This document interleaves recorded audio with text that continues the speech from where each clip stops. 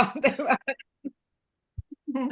Backgroundnya ada pohon kelapa itu Bu, sama laut. Ya, biar sejuk kayak Ya, bu.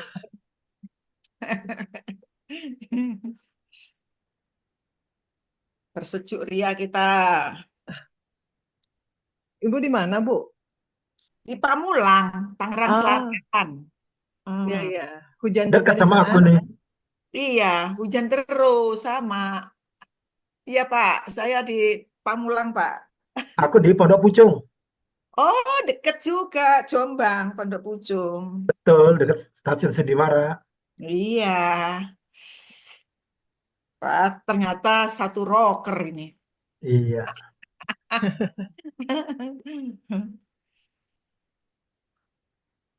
Oke, selamat malam Bapak dan Ibu. Di sini sudah ada 55 partisipan.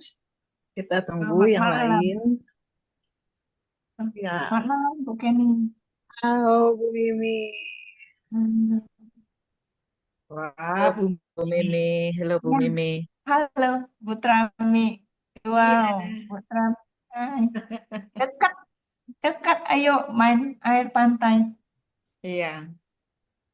Rumahnya Bu Mimi dekat pantai, bukan nih? Oh ya, Ya. Bu Mimi sering ke Bali sih ya. Ayo. Hmm. Hmm, habis kelas Februari ke Bali. Ayo. Habis habis kelas Bali, kelasnya bukan nih. Hmm. Semangat itu lebih semangat itu conference.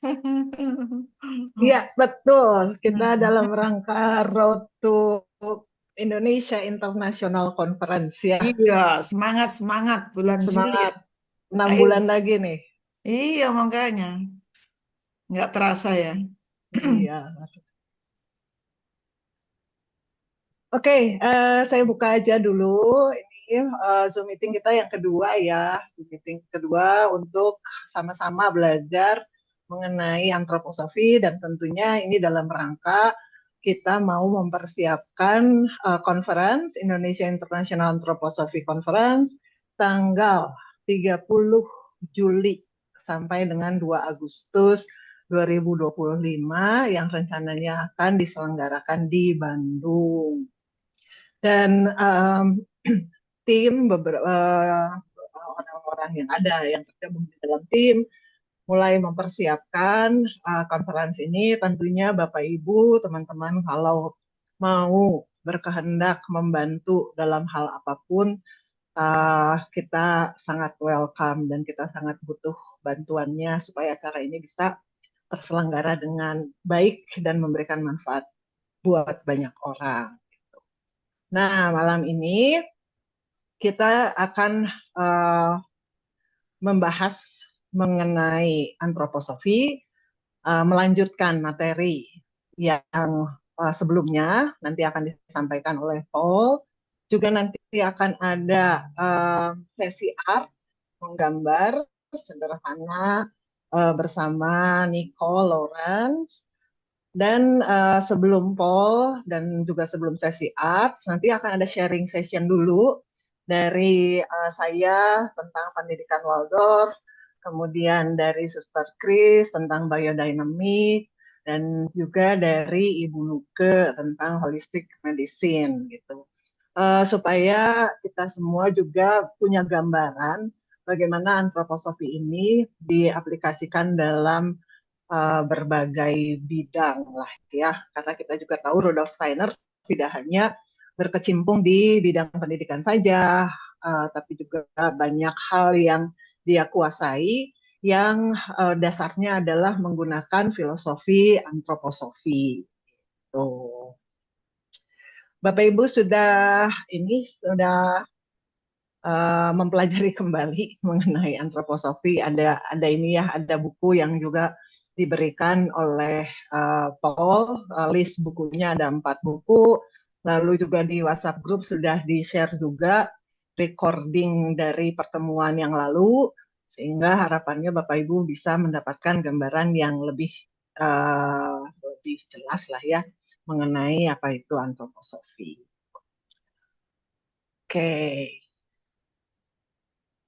Ya, ya kita mulai saja, Bapak Ibu. Sebelum kita mulai acara ini, mari kita berdoa dulu supaya apa yang kita lakukan malam ini bisa bermanfaat bagi diri kita dan tentunya bagi orang banyak. Setelah itu saya akan membacakan verse. Ya, oke. Mari kita berdoa dulu menurut agama dan kepercayaan masing-masing.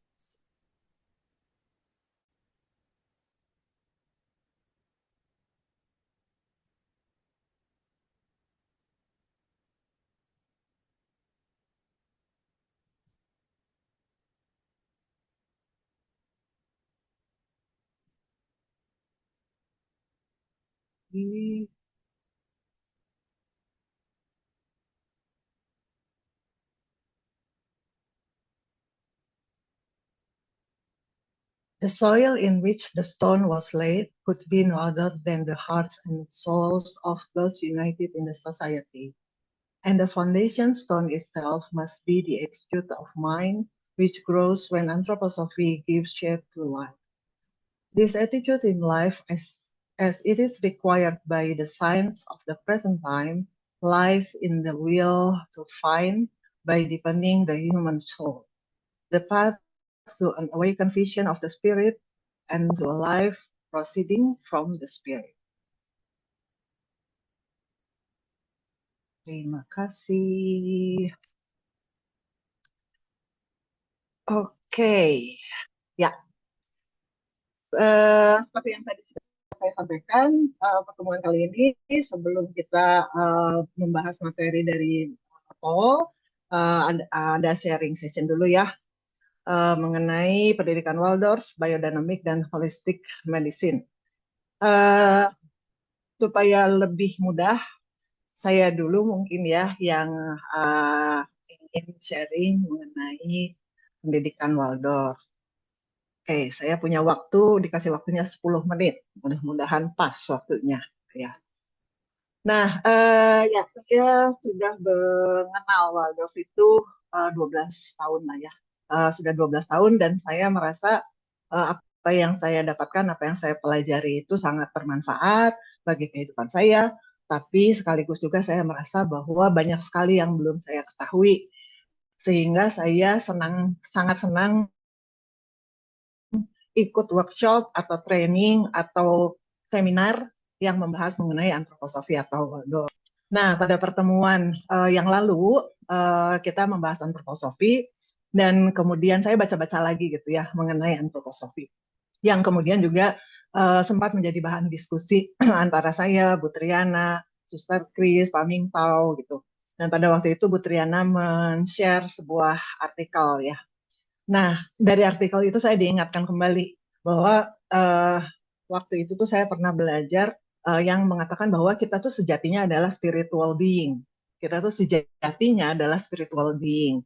Jadi disebutkan di artikel itu, we are spiritual beings living in a physical existence gitu. Biasanya kita mikir bahwa kita adalah human being gitu kan ya. Padahal kita adalah makhluk spiritual yang menjalani kehidupan fisik. Nah, namun kita sebagai human being itu seringkali lupa akan hal ini. Jadi dalam segala aspek kehidupan, kesadaran kita akan hal ini tuh semakin berkurang. Bahwa kita spiritual being itu kesadaran kita tuh semakin berkurang. Ditambah lagi, semakin modern kehidupan ini gitu ya, kita semakin jauh dari spiritual world. Itu yang saya rasakan.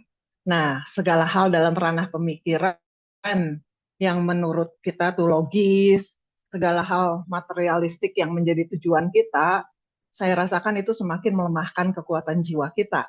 Nah, padahal di dalam jiwa ada yang namanya akal hati ya, yang saya ketahui itu ada yang namanya heart brain gitu. Nah, kita semakin mahir menggunakan akal, namun kita semakin tumpul dalam menggunakan hati. Nah, sepenangkapan saya, apa yang saya pahami hari ini, pendidikan Waldorf itu berusaha untuk menumbuhkan kesadaran pada anak untuk mengetahui dan untuk menjalankan misinya di bumi ini tanpa melupakan tempat asalnya, yaitu spiritual world. Nah, dan juga tanpa menghilangkan koneksinya dengan spiritual world. Gitu. Nah, saya kan guru di TK ya, di TK Jagat Alit. Nah, di dalam keseharian saya di Jagat Alit, setiap hari itu pasti ada dongeng, ya dongeng, storytelling. Nah, si dongeng ini sebenarnya merupakan cara untuk memupuk imajinasi. Pada Zoom meeting yang lalu kan Paul banyak membahas mengenai thinking and imagination gitu kan ya. Terus Paul berkata bahwa once upon a time we have an imagination. Dulu kita waktu anak-anak atau waktu zaman dulu nenek moyang kita itu kita dan mereka tuh punya imajinasi yang besar sebetulnya. Namun seperti kata Paul juga mungkin pendidikan yang mengikis hal ini ya, yang mengikis imajinasi kita. Kita diberi pemahaman-pemahaman yang apa ya, yang diberikan melalui kepala, banyak diberikan melalui kepala. Nah, di playgroup atau TK Waldorf, dongeng itu tidak pernah diakhiri dengan pesan moral. Ya, nggak pernah diakhiri dengan pesan moral sebagai suatu kesimpulan. Ya, padahal kita banyak sekali mendengar dongeng anak yang kemudian diakhiri dengan oleh karena itu anak-anak maka kalian harus berbuat baik terhadap sesama, misalnya kayak gitu ya. Nah, tapi kalau di pendidikan Waldorf tuh enggak kayak gitu. Kenapa? Karena anak-anak akan mengambil sendiri makna dongeng sesuai dengan kebutuhannya. Nah, sehingga hal ini tuh akan melatih proses berpikir mereka dan melenturkan proses berpikir mereka. Karena mereka seperti membuka ruang imajinasinya dan mengambil apa yang mereka butuhkan. Oke, nah sekarang kita nih sebagai orang dewasa, kita sangat senang dengan cara belajar yang instan kan? Ya, yang kita tuh kayak pengen cepet-cepet tahu lah apa yang ingin kita ketahui, pengen segera mendapatkan jawaban dari apa yang ingin kita ketahui. Sekarang kita lagi belajar antroposofi. Apa itu antroposofi? Kita tuh pengennya segera mendapat jawaban yang simple dalam satu kali pertemuan, gitu kan ya. Kita sangat senang akan definisi baku, sehingga cara berpikir kita tuh menjadi cara berpikir yang kaku, gitu ya, tanpa kita sadari. Kadang-kadang kita merasa diri kita yang paling benar. Kita merasa sulit untuk melihat keterkaitan antara yang satu dengan hal yang lain. Sulit untuk menemukan solusi-solusi yang kreatif terhadap suatu permasalahan. Ya, itu yang saya rasakan. Dan itu juga terjadi pada para mahasiswa ya. Jadi saya juga kan dosen di Unpar. Itu juga yang saya rasakan yang terjadi di mahasiswa. Nah, di pendidikan Waldorf, terutama di TK ya, ada kegiatan menggambar bebas. Nah, bukan mewarnai buku mewarnai. Kan kita tahu ya ada buku mewarnai. Anak-anak disuruh mewarnai sesuai dengan contoh. Terus kalau anak-anak gambar langit digambarnya warnanya hijau misalnya. Terus kita suka bilang, loh kok langit warnanya hijau sih? Kan langit warnanya biru gitu kan. Nah, di TK Waldorf tuh nggak dikomentarin seperti itu. Sehingga mereka memiliki proses berpikir yang lentur. Nantinya diharapkannya seperti itu. Nah, lalu di dalam pendidikan Waldorf ya untuk anak usia playgroup dan TK ada yang namanya wet on wet painting. Nah, itu tuh bukan melukis suatu bentuk, melainkan merasakan kualitas warna. Warna merah rasanya gimana? Warna biru, warna kuning, itu kan beda-beda ya kualitasnya. Nah, pada pertemuan Zoom yang lalu ada kita melakukan rosebud meditation, ya kan. Kemudian ada yang bertanya, ada yang mengatakan nggak suka sama warna merah, aku sukanya warna hijau gitu ya. Nah, semua warna seperti kata Paul waktu itu memiliki kualitas sendiri-sendiri dan memiliki kualitas pada kutubnya masing-masing gitu. Nah, kualitas warna ini sebenarnya yang saya pahami terkoneksi dengan rasa simpati dan antipati yang kita hadapi dalam kehidupan kita. Nah, di pendidikan Waldorf, anak-anak tuh diberi kesempatan untuk merasakan kualitas warna agar simpati dan antipati mereka tuh bisa seimbang. Sekarang ini, kita sebagai orang dewasa, seringkali kita merasa begitu memuja seseorang atau sesuatu hal. Atau sebaliknya, seringkali kita antipati terhadap suatu hal atau seseorang.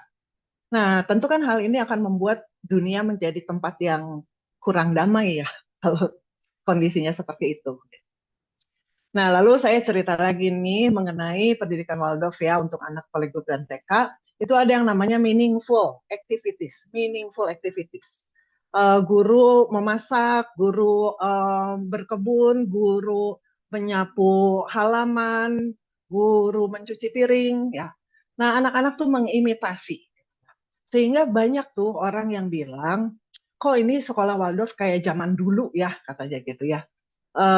Mencuci kain atau mencuci piring ya pakai tangan bukan pakai mesin gitu kan. Kemudian memasak ya memasak bukan tinggal pencet dari ini ya order online gitu. Memarut kelapa memarut dia pakai alat parutan bukan kelapa yang datang dari supermarket gitu. Jadi anak-anak tahu dari mana asalnya sayuran. Anak-anak tahu dari mana asalnya santan. Guru menjahit, merajut, menggergaji, anak-anak tahu dari mana asalnya mainan. Guru berjerih payah melakukannya, anak-anak jadi tahu bahwa ada proses yang harus diperjuangkan. Nah, anak-anak juga jadi mendapatkan gambaran bahwa ada saatnya mereka perlu menunggu dengan sabar. Anak-anak menghargai proses. Anak-anak menghargai sinar matahari, hujan, tanah, orang yang berkebun, orang yang memasak, dan orang-orang yang menyiapkan makanan. Sehingga makanan yang ada di meja makan itu, mereka tahu tidak hadir dengan begitu saja. Nah, ini yang dilakukan di playgroup TK, sekilas seperti itu ya di Waldorf. Nah, zaman sekarang nih, zaman modern, teknologi begitu maju, dan itu membantu kita gitu kan. Kita tidak bisa membayangkan kalau misalnya nggak ada pesawat terbang, kalau misalnya nggak ada mesin-mesin yang membantu pekerjaan, atau teknologi komunikasi yang sekarang kita pergunakan itu kan sangat membantu. Nah, tapi bagaimana kita dapat memanfaatkannya dengan bijaksana? Bagaimana kita dapat memanfaatkannya untuk kepentingan kita tanpa merugikan orang lain? Atau bahkan bagaimana kita bisa memanfaatkannya untuk kepentingan orang banyak? Nah, pertanyaannya adalah bagaimana kita dapat berperan di bumi ini tanpa melupakan Sang Pencipta. Mengambil pelajaran dari pertemuan yang lalu, antroposofi adalah jalan untuk mengembangkan kesadaran akan kemanusiaan seseorang. Antroposofi mengakui kebijaksanaan manusia yang sebenarnya sudah melekat dalam diri kita, tapi kita lupa gitu ya. Padahal kebijaksanaan ini adalah akan mensupport, akan mendukung kita dalam pencarian seumur hidup kita akan pengembangan diri spiritual. Nah, gitu kira-kira ya sharing dari saya. 10 menit lebih atau kurang. Masih ada waktu nggak ya? Oke, kalau masih ada waktu, nggak apa-apa lah ya, anggap aja masih ada waktu. Saya ingin share nih, apa namanya, momen-momen ketika kita mengadakan Waldorf Early Childhood Education. Karena guru ataupun orang tua itu adalah orang yang paling penting bagi anak. Karena apa? Karena anak tuh akan mengimitasi segala perbuatan kita. Nah, oleh karena itu belajar untuk menjadi orang yang layak diimitasi itu akan sangat penting. Nah, salah satunya waktu itu kita mengadakan Waldorf Early Childhood Education yang juga masih berlangsung. Bulan Mei nanti akan memasuki seminar 2 di Ubud, Bali. Ini saya share videonya ya, mudah-mudahan lancar.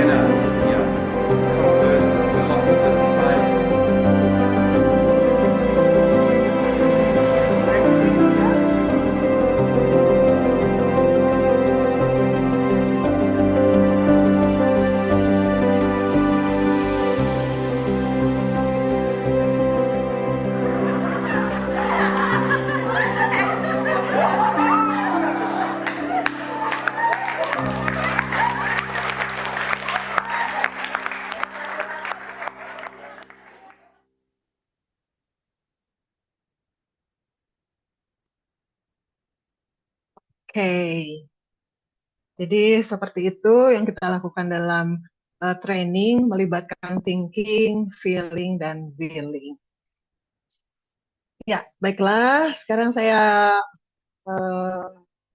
ajak Suster Chris yang mau menceritakan mengenai biodynamic ya, Suster Chris. Selamat sore. Masih senang dengerin Bu Kenny. Jadi dengan video-videonya, eh, ya saya akan sedikit bicara tentang sesuatu yang masih ada keberlanjutan. Saya menggarisbawahi kata certainty. Anak muda sekarang kan maunya pasti ya, semua jawaban kayak apa itu antroposofi? Antroposofi adalah bla bla bla bla seperti itu. Semua kita dihadapkan pada semua harus pasti, kepastian, certainty. Jadi kalau ini begini ya harus begini, seperti itu. Nah, sekarang saya sedikit mau bicara tentang apa itu pertanian biodinamik. Saya akan share di sini supaya saya nggak kemana-mana.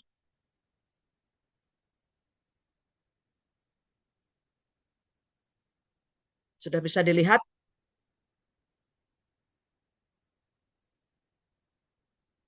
Oke.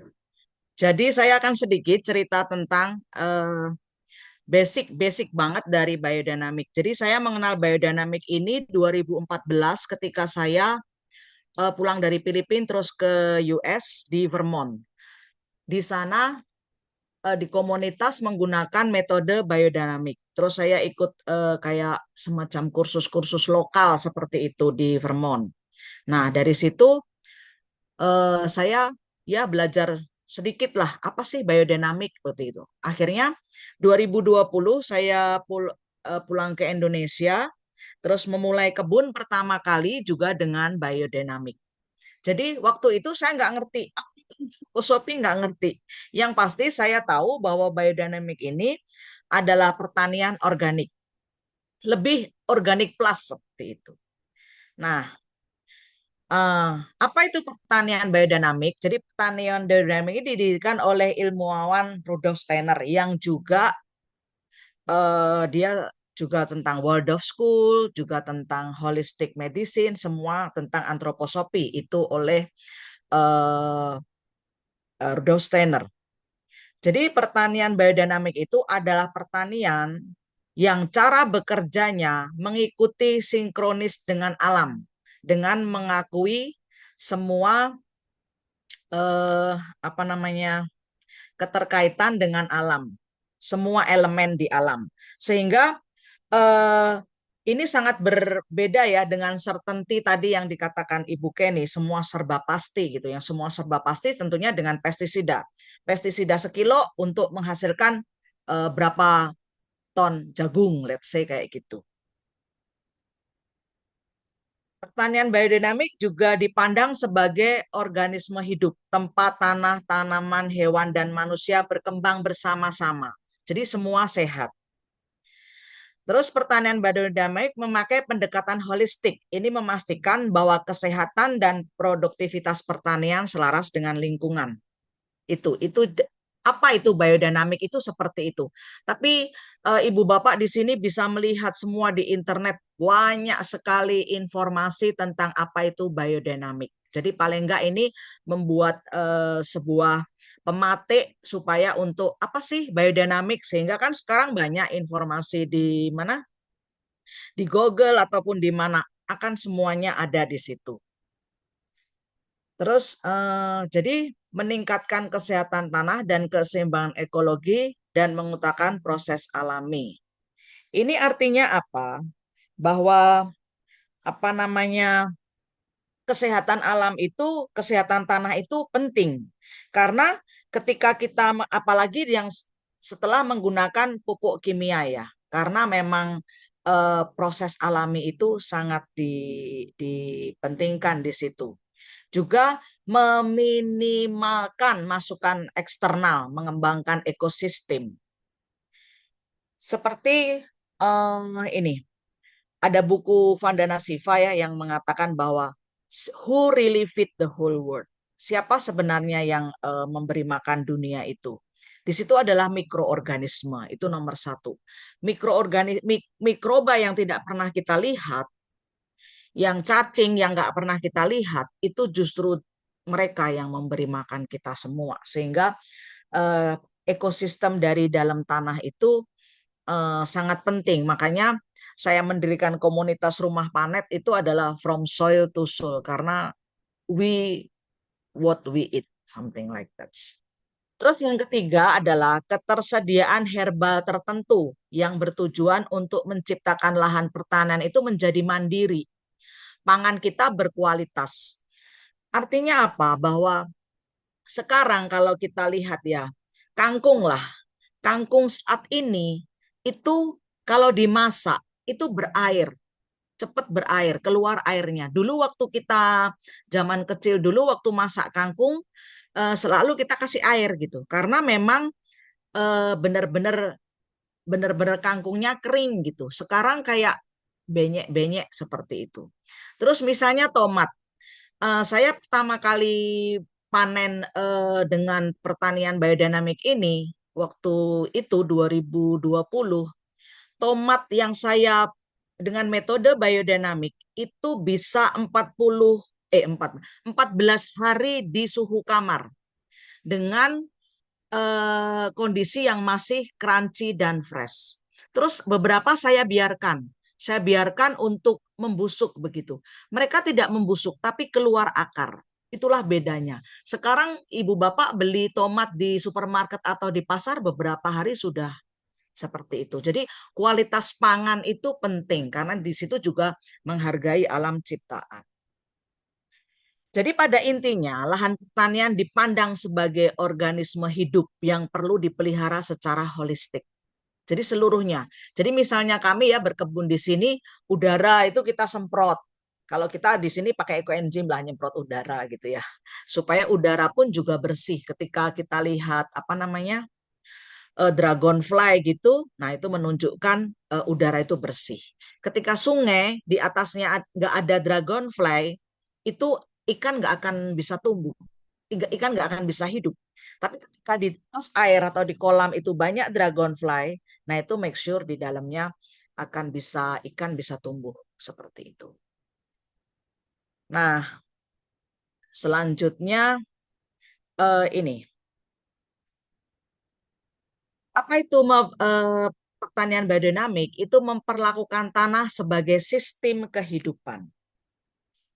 Jadi tanah itu adalah sesuatu yang hidup, bukan sesuatu yang mati ya. Sehingga apa namanya memperlakukan alam itu, memperlakukan tanah itu. Kemarin saya ikut meeting dengan Asosiasi Biodinamik Indonesia, tapi saya ikut online karena di Bali.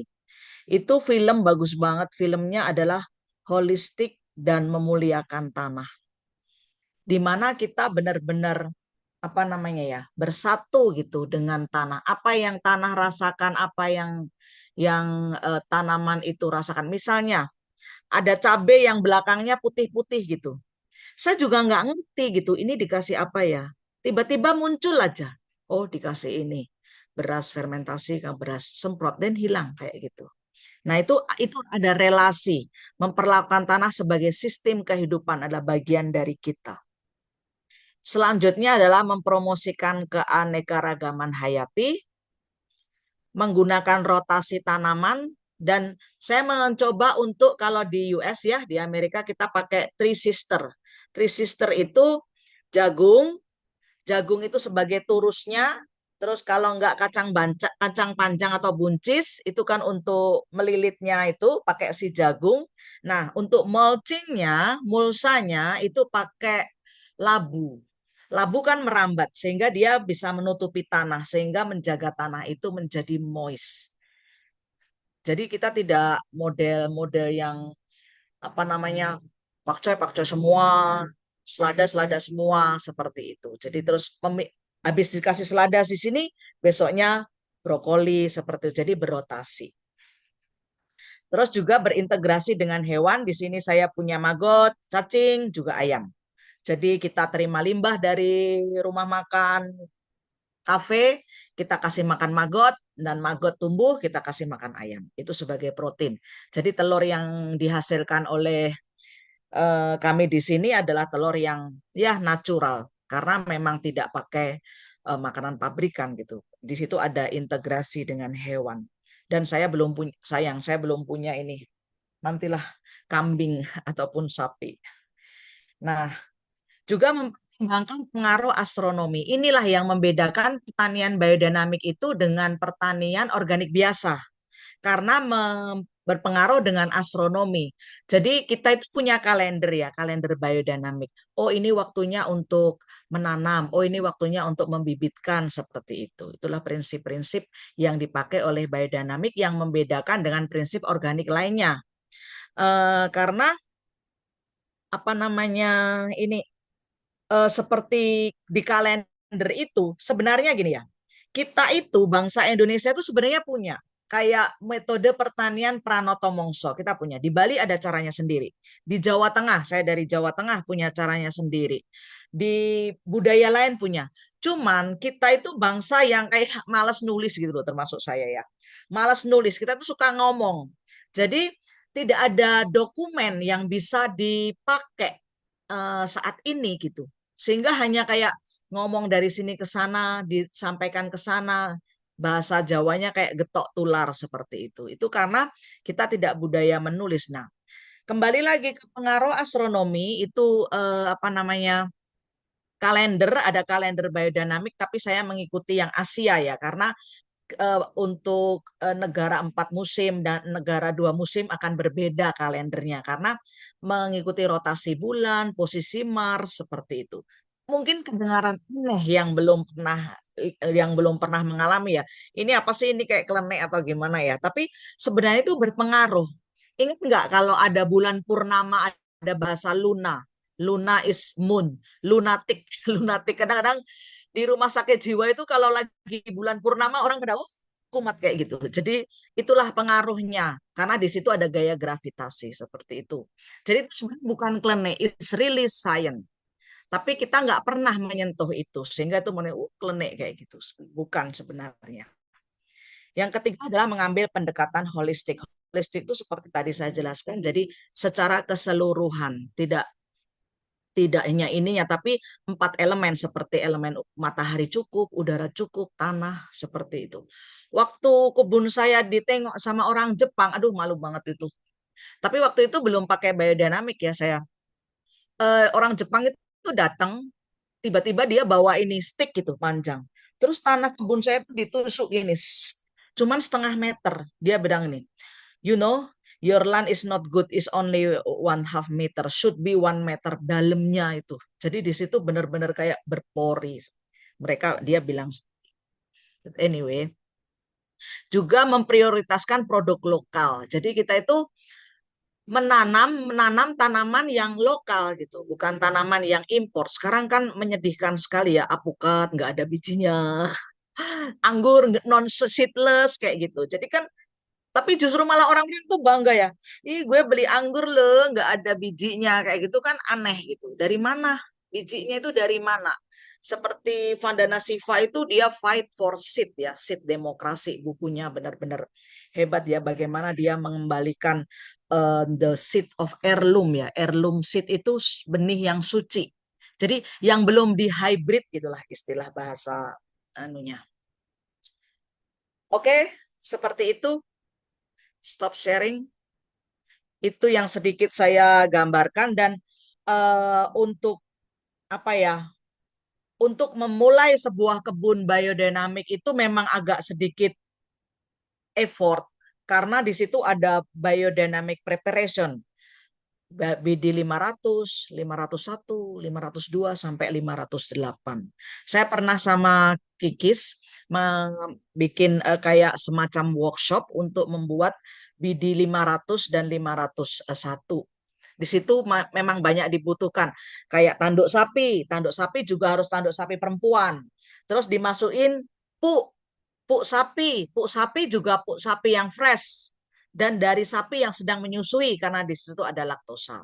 Terus dimasukin banyak sekali. Sebenarnya saya mau sharing foto-foto, tapi karena waktu saya hanya 10 menit, jadi nanti untuk yang lebih nanti ke depannya akan lebih banyak dijelaskan apa itu pertanian biodinamik. Mungkin teman-teman bisa stay tune untuk kita melanjutkan apa namanya, akan ada program-program seminar seperti ini yang nanti mungkin akan juga ada yang lebih dari saya expert dengan biodinamik, mungkin nanti teman-teman bisa join seperti itu. Oke, terima kasih Bu Kani. Terima kasih, Suster Chris. Wah.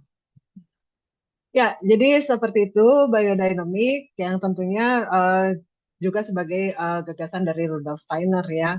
Nah, kalau teman-teman, Bapak Ibu, tentu tadi penjelasannya sangat singkat ya, padahal banyak yang masih masih ya apa masih kita ingin ketahui ya dari biodynamic. Tapi biodynamic itu nanti salah satu workshop ya, akan jadi salah satu workshop di acara conference gitu kan. Jadi teman-teman nanti bisa mengetahui lebih banyak di conference ataupun di acara-acara road to conference gitu ya.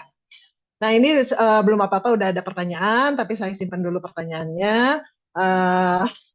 Nanti kalau memungkinkan akan kita jawab pertanyaan. Oke, sekarang dari ini ya, dari Bu Nuke, dari Dokter Nuke.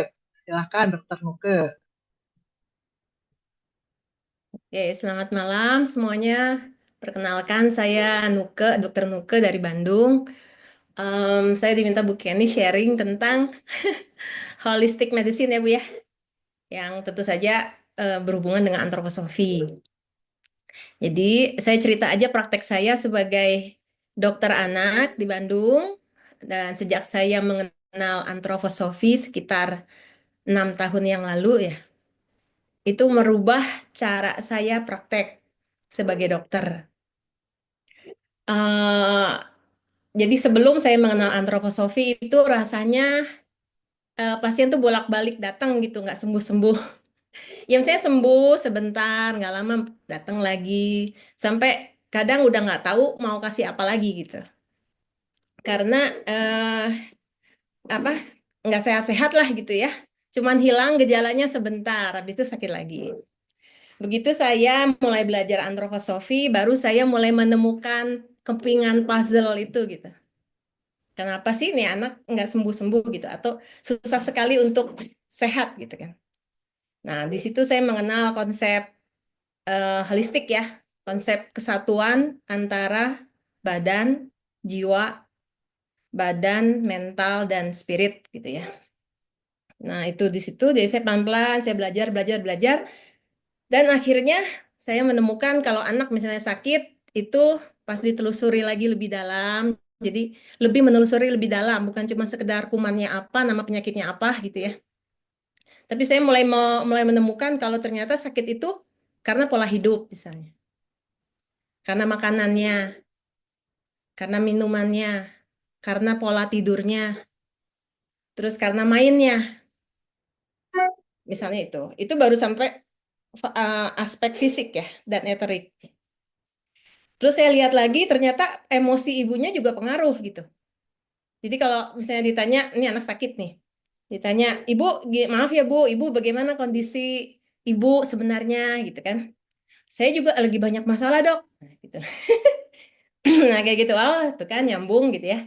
Ternyata ada hubungannya dengan kondisi, bahkan kondisi mental ibunya misalnya, atau caregivernya, atau misalnya ibunya cemas, takut gitu, ketakutan.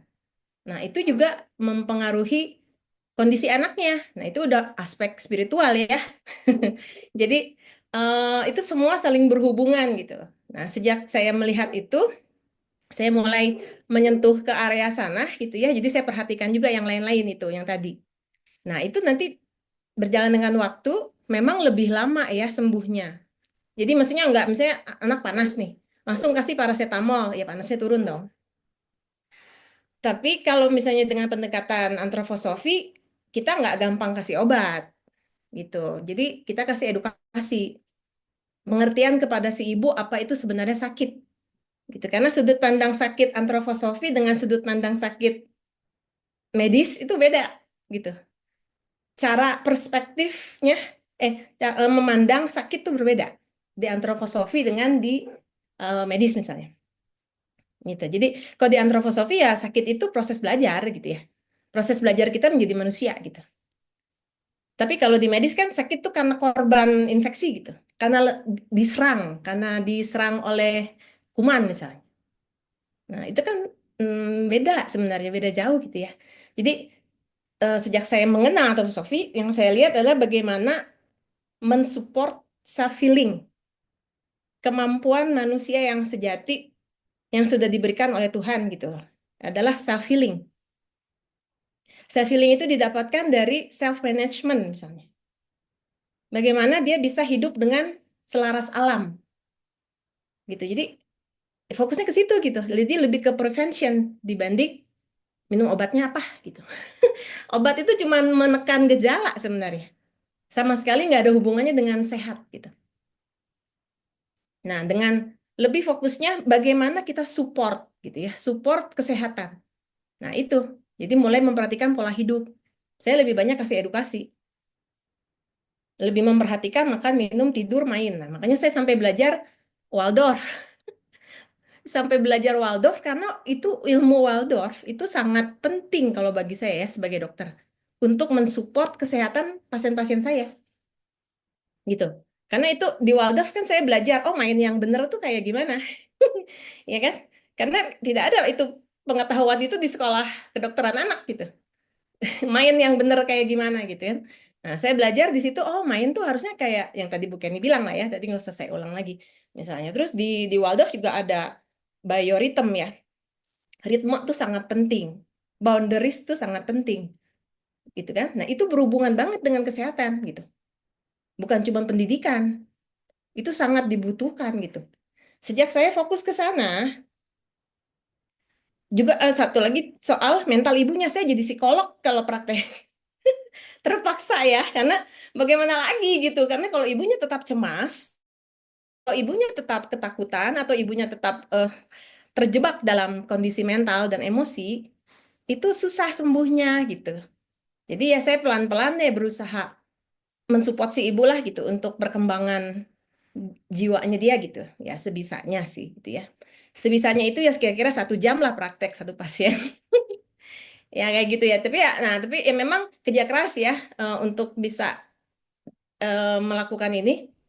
Tapi memang hasilnya sejauh ini saya sih cukup bersyukur ya. Saya sekarang ada di sini gitu. Dibanding saya misalnya belum menemukan jalan ini gitu. Masih lebih lebih dapat hasilnya gitu. Lebih dapat anak-anak sehat gitu dibanding tidak menempuh jalan ini. Kayak gitu. Apalagi ya. Udah cukup belum waktunya Ibu? Oh ya, ya ini deh paling sebenarnya kalau di antroposofi medicine itu kita obat medis sangat sedikit ya, obat kimia itu sangat sedikit, bukan anti ya, tapi seminimal mungkin. Misalnya antibiotik kita kurangi sekali ya pemakaiannya, sangat-sangat terpaksa baru digunakan. Nah kita pakainya homeopati misalnya. Nah, homeopati nanti ya itu panjang lagi penjelasannya, tapi ya saya mention aja di sini pakai homeopati misalnya atau herbal gitu ya. Itu pun nggak sembarangan ya gitu ya. Terus kita juga pakai harusnya pakai eurythmy. Tapi di sini baru mulai masuk ya. Ya mudah-mudahan nanti ada praktisi eurythmy di Indonesia gitu ya. Bisa berkembang lebih baik gitu, lebih lebih luas. Terus juga ada art terapi. Nah, terus juga ada berkebun. Nah, itu biodynamic. Saya sering menyarankan ibu atau anaknya sendiri untuk berkebun. Ya secara organik ya, maksudnya kalau secara BD kan susah ngomong, ngejelasinnya panjang lagi. Minimal saya bilang ya berkebun organik gitu. Itu juga bisa membantu kesehatan pasien gitu ya.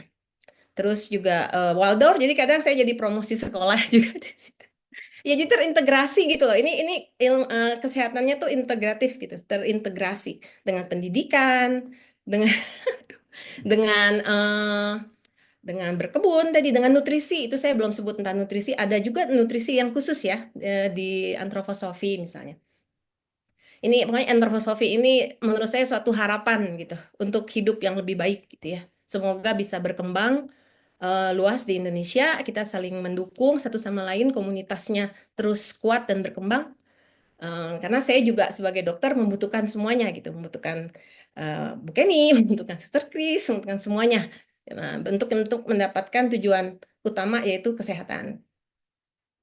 Mungkin segitu saja dulu. Terima kasih. Wow, luar biasa Ibu Nuke.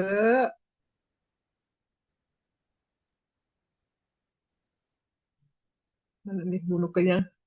Nge-freeze. Terima kasih banyak Bu Nuke. Nah, ya. Ini ada komentar nih, luar biasa Dokter Nuke, inilah dokter masa kini, cie. Terus ada yang nanya ini tempat prakteknya katanya di Bandung, nanti bisa ini ya tanya ke admin lah. Oke, terima kasih Bu Nuke. Ternyata sangat terkait ya antara kedokteran, kemudian pendidikan, lalu juga pertanian gitu ya, perkebunan di areanya antroposofi ini. Kita juga belum bicara mengenai arsitektur dan sebagainya yang lain gitu ya. Tapi dari tiga ini aja kita udah bisa lihat bahwa si antroposofi ini uh, bisa diaplikasikan di mana aja dalam kehidupan kita. Dan tentunya maksud dari antroposofi ini adalah untuk memberikan kehidupan yang lebih baik gitu ya. Di mana kita di zaman sekarang ini kan menghadapi berbagai macam tantangan yang sebetulnya kalau kalau menurut saya antroposofi ini seperti antidot lah terhadap racun-racun dunia. Gitu. Oke, ya Bapak Ibu, kita kita kita sekarang masuk ke sesinya Paul Lawrence ya. Kita uh, mau mendengarkan materinya dari Paul Lawrence. Silakan Paul, sudah hadirkan dari tadi. Ya, Iya. terima kasih Bu Ken dan Sister Chris, Bu Nuka. Um, ya, menarik sekali mendengar semuanya. Dan tentu saja banyak orang mau ke praktisnya Ibu Nuka, mau makan tomatnya Sister Chris, dan mau pendidikan Waldorf sekarang. Ya, ini iklan luar biasa. Ya, sebelumnya saya mohon maaf dengan atas bahasa Indonesia saya masih praktik, masih belajar. Kalau lupa anything, saya bahasa Inggris saja ya. Jadi, ya, temanya masih Introduction to Anthroposophy. Saya share screen dulu ya.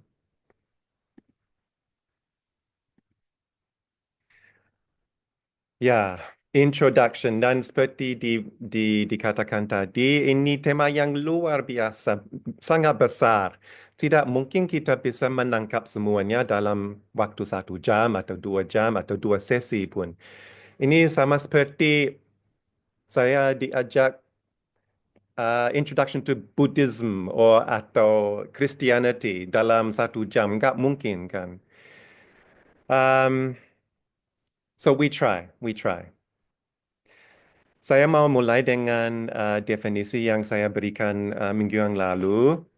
Antroposofi itu sebuah filsafat yang diberi oleh Rudolf Steiner yang lahir tanggal 1861, wafatnya 1925.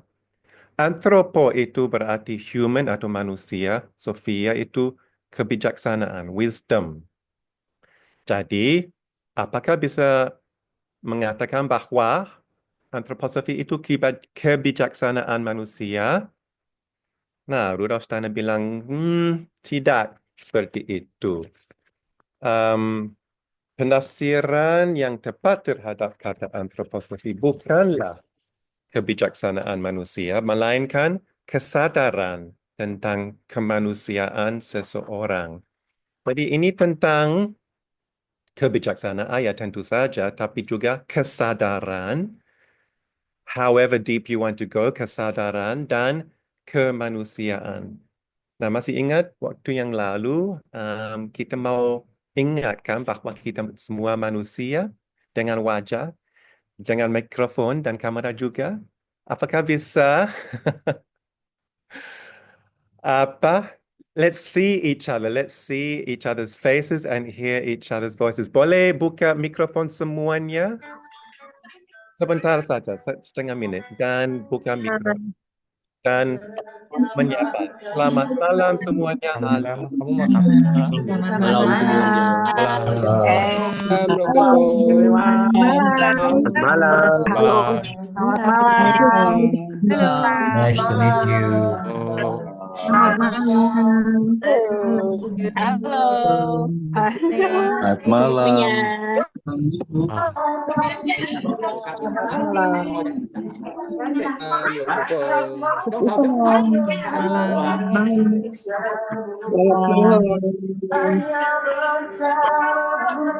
Punya. Ah. Mati lagi. Oke, terima kasih. So, Oke. bagaimana pengalaman itu? Merasa manusia, kemanusiaan lagi ya, kehangatan, cinta kasih. This is semua jalan spiritualnya harus begitu dengan kehangatan hati. Ya, kemanusiaan apa itu? Humanity. Kita bukan fisikal saja, kita memang makhluk fisikal dan spiritual. Ya. Dan kita kayaknya bernafas antara dua dunia ini, antara spiritual dan fisikal. Tiap malam kita memasuki dunia spiritual, tiap pagi kembali ke alam fisikal. Kita juga punya lebih dari satu badan. Badan fisikal lalu badan eterik. Nah, Suster Chris dan Ibu Nuka pasti lebih tahu tentang eterik dalam tanaman dan dalam manusia. Tapi kalau medicine atau pertanian biasa, mainstream, hanya tahu fisikalnya. Kita berhidup, bereterik. We need to know about this extra body. Lalu ada astral body. Seperti binatang, ada something outside, something inside, dan ada relationship, komunikasi, always ada reaksi di dalam kita.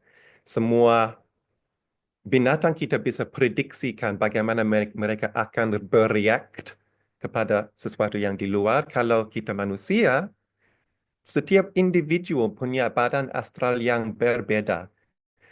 Saya bereaksi kepada pergi ke Jakarta beda dari orang yang lain yang mungkin dari luar negeri atau everyone has a different reaction, different astral body. Lalu ada I body, kan ada 4 body, 4 tubuh. Physical, etheric, astral, dan I. I sebenarnya tubuh badan yang paling tinggi, paling halus. Dan itu paling murni, seharusnya begitu, the I body. Tapi kebanyakan dari kita ikatkan. We tie our I body to our astral. Kalau saya mengatakan saya benci, saya cinta, saya tidak suka, itu astral semuanya. I itu bukan murni lagi, karena sudah terikat dengan astral. Lalu kalau saya menyebut saya rasa kurang nyaman, saya lagi capek atau lapar, itu sudah turun ke eteriknya dan terikat dengan eterik. Berarti tidak bebas itu. Nah, kalau kita bisa menyampaikan the statement I am itu cukup untuk I yang murni. Bukan I am astral, I am eterik, tapi hanya I am. Itu definisi I body yang tertinggi. Jadi humanity kita punya thinking, feeling, willing, lalu mempunyai 4 badan. Physical, etheric, astral, dan I body. Anthroposophy is a path of knowledge to guide the spiritual in the human being to the spiritual in the universe. Anthroposophists are those who experience as an essential need of life certain questions on the nature of the human being and the universe, just as one experiences hunger and thirst. Anthroposofi adalah jalan dari ilmu pengetahuan yang menuntun spiritual di dalam diri manusia ke dalam spiritual di alam semesta. Anthroposophists adalah mereka yang mengalaminya sebagai kebutuhan dasar esensial dari kehidupan. Pertanyaan-pertanyaan tertentu tentang sifat manusia dan alam semesta. Sama seperti seseorang mengalami rasa lapar dan dahaga, rasa haus. Apakah kamu merasa lapar untuk ingin tahu semuanya, ingin tahu diri, ingin tahu alam semesta, ingin tahu sifat Tuhan? Maka kamu anthroposophist sebenarnya dengan definisi ini. Hari ini, let's look at Google also. What does Google say about anthroposophy? A formal educational, therapeutic, and creative system established by Rudolf Steiner, seeking to use mainly natural means to optimize physical and mental health and well-being. Anthroposophy, sistem pendidikan terapi dan kreatif formal yang didirikan oleh Rudolf Steiner yang berupaya menggunakan cara-cara alami untuk mengoptimalkan kesehatan dan kesejahteraan fisik dan mental. Saya rasa ini kurang ya definisi ini. Enggak ada mention spiritual ataupun filosofi, tapi sebuah sistem. Yeah, I don't think it's enough, this definition. Let's look at Wikipedia. Ini sedikit lebih baik. Anthroposophy is a philosophy founded by the 19th century esotericist Rudolf Steiner that postulates the existence of an objective, intellectually comprehensible spiritual world, accessible to human experience. Followers of anthroposophy aim to develop mental faculties of spiritual discovery through a mode of thought independent of sensory experience. Anthroposophy adalah sebuah filsafat yang didirikan oleh seorang esoteris abad ke-19, Rudolf Steiner, yang menyatakan keberadaan dunia spiritual yang objektif, dapat dipahami secara intelektual, dan dapat diakses oleh pengalaman manusia. Pengikut anthroposophy bertujuan untuk mengembangkan kemampuan mental dalam penemuan spiritual melalui cara berpikir yang tidak bergantung pada pengalaman indrawi. Sedikit setuju, ya. Kita memang dalam anthroposophy ingin tahu alam spiritual dan secara objektif. Nah, ini sedikit beda. Kebanyakan orang pikir spiritual itu seperti mimpi atau awan, vague, misteri.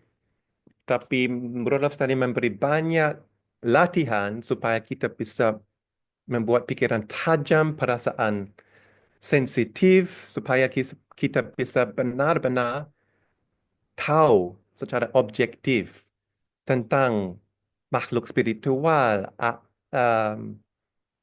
tokoh yang spiritual seperti Yesus Kristus dan lain sebagainya, dengan pikiran yang tajam. Tapi di sini di Wikipedia definition ini yang diprioritaskan mental dan intelekt.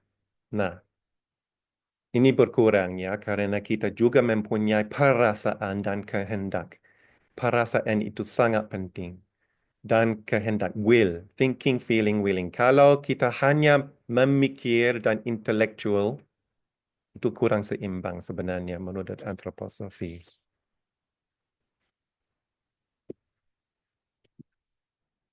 Nah, intelek dan mental itu sebenarnya seperti tembok, seperti saya katakan terakhir kali. Intelek dan mental biasa, ordinary consciousness, tidak cukup untuk mengetahui alam spiritual. We cannot break through this incorporeal wall with ordinary consciousness. Kita tidak dapat menembus tembok tak berwujud ini dengan kesadaran biasa. Kesadaran biasa, thinking about physical things, using our physical senses, mental-mental selalu terkait dengan fisikal saja. Itu kesadaran biasa.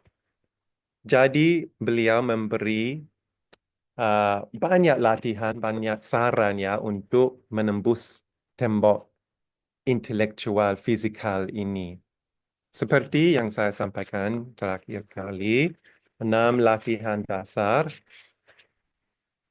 yang ada terkait dengan heart chakra, chakra jantung, yaitu clear thinking, berpikir jernih, clear action, tindakan jernih, atau pengendalian kehendak, keseimbangan, equanimity, pengendalian perasaan, positivity, open-mindedness, pikiran yang terbuka, dan equilibrium of the soul, keseimbangan jiwa. Menurut antroposofi, ini sesuai perkembangan hati ini, sesuai dengan zaman kita sekarang saat ini. Kita harus turun dari otak ini ke hati, mulai mendengar dari hati, merasa dari hati.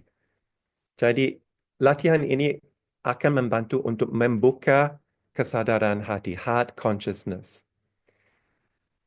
Heart chakra itu energy center yang namanya chakra mempunyai sebenarnya 12 kelopak. Secara esoteris kita bisa melihat gambar, ya bisa di Google. The chakra of the heart mempunyai 12 kelopak, petals. 6 di antaranya sudah dikasih oleh Tuhan, oleh alam semesta. Tapi 6 yang lainnya harus kita kembangkan dari will sendiri, dari kemampuan sendiri. Nature will not give this to us. Kita harus berusaha untuk membuatnya sendiri.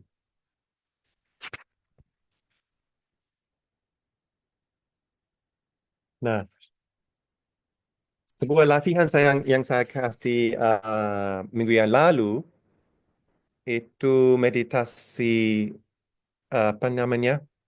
Guided meditation ya.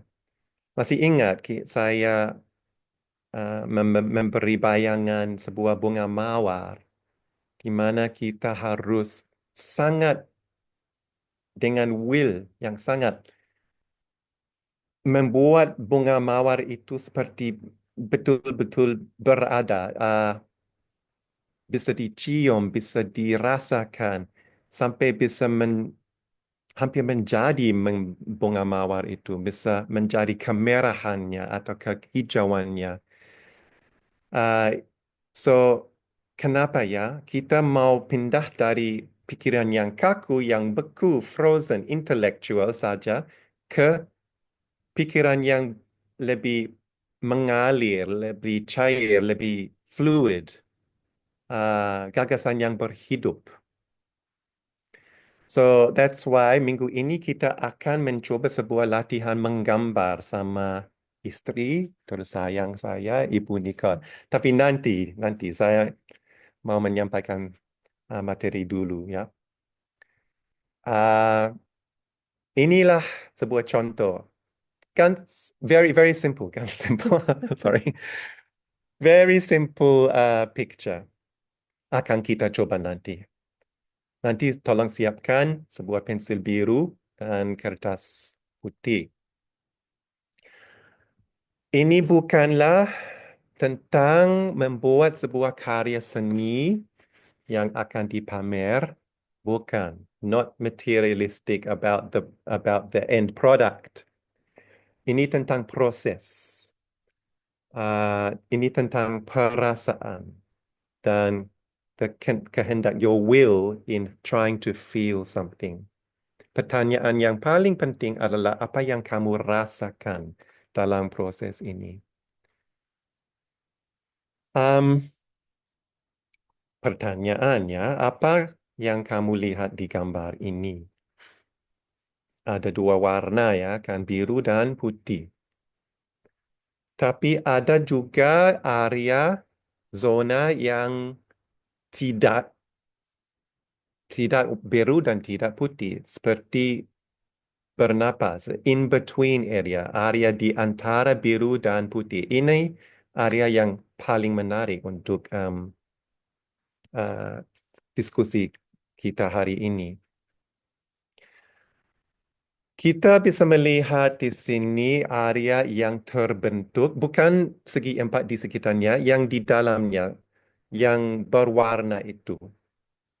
Terbentuk, lalu ada area yang enggak ada bentuk, yang tidak formed. Dan ada zona transisi. Jadi ada, we call it three folding.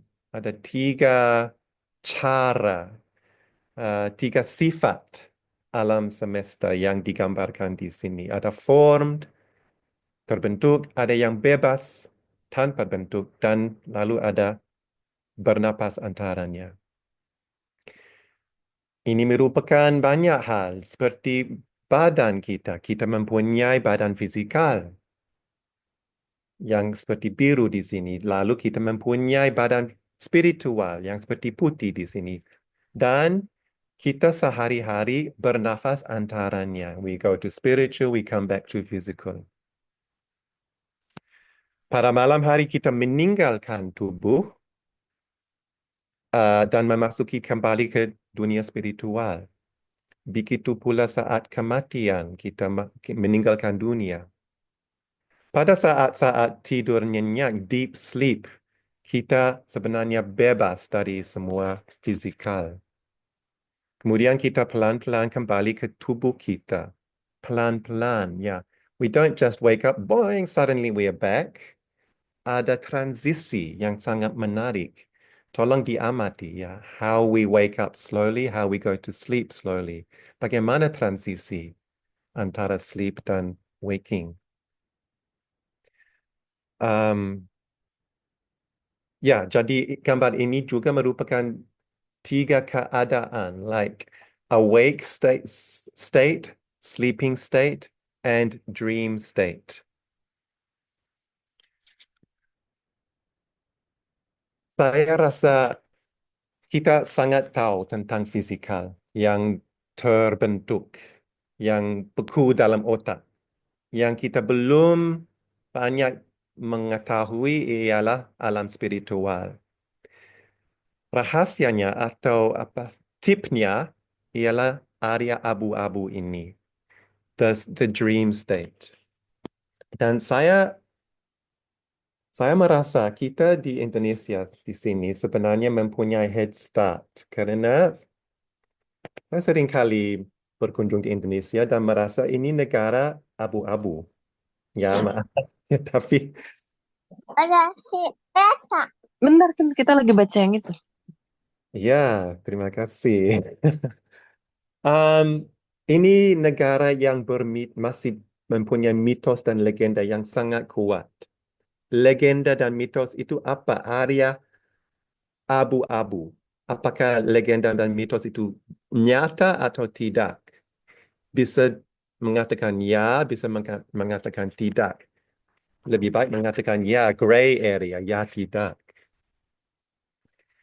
Saya merasakan Indonesia di sini lebih mampu dengan perasaan daripada intelek. Kalau Indonesia asli ya, mungkin Indonesia pribumi, orang yang benar mempunyai kebudayaan, bukan kota ya, maksud saya. Feeling is very, very strong. Saya tinggal di desa di Bali dan semua saya hanya perlu jalan di kampung saya, semua bisa merasa, oh, Paul's in a good mood today. Paul is mungkin merasa sedikit sakit. Semua merasa keberadaan saya. The feeling is very, very strong here. Jauh lebih dari negara barat. Ini, saya kan direktur sebuah sekolah di sini, dan saya tahu aturan di Indonesia juga mengalir, ya. Ada gray area banyak di aturan di sini yang dapat dilanggar. Di Bali kita menyebut kita harus hidup di dua dunia, yang skala dan niskala, yang terbentuk, yang kelihatan, yang tidak kelihatan. Semua orang Bali ke upacara, sering ke pura. Contohnya di desa saya ada namanya calon arang. Sepanjang malam kita masuk area abu-abu di antara alam spiritual dan fisikal, seperti alam mimpi. Nah, apakah antroposofi mendorong alam mimpi ini? Bukan. Antroposofi, it's just one way of getting to the alam spiritual. Kita harus mempunyai perasaan, kita harus menyadari gray area itu. Jangan tersesat dalam gray area ini. Nanti itu bahaya. Kita mau lebih sadar dari gray area. Jangan sampai tersesat dengan makhluk-makhluk spiritual. Dengan exercises yang disebut tadi, kita bisa menjalankan spiritual dengan pikiran yang jernih, perasaan yang jernih, dan sebagainya.